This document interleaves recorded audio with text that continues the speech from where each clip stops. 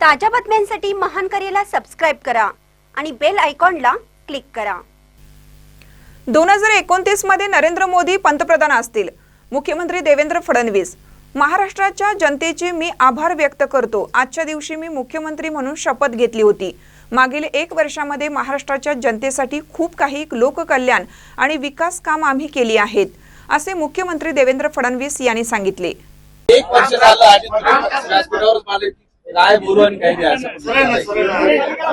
आज सर्वात पहिल्यांदा महाराष्ट्राच्या जनतेचे मी शतशः आभार मानतो।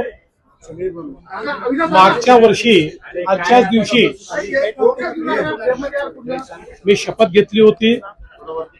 महाराष्ट्राच्या जनतेनं आमच्या महायुतीला प्रचंड मोठा आशीर्वाद दिला आणि 232 जागा आम्हाला मिळाल्या।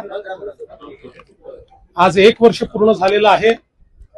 या 1 वर्षामध्ये महाराष्ट्राच्या जनतेला विकासाच्या मार्गाने नेण्याचा प्रयत्न आम्ही केलेला आहे।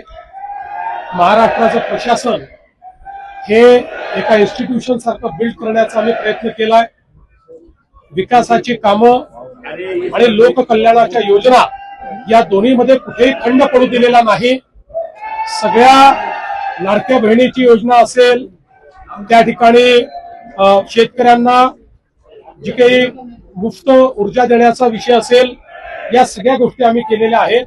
आणि त्यातच आज आपण सगळ्यांनी बघितलं, आम्ही विश्वविक्रम देखील केलेला आहे।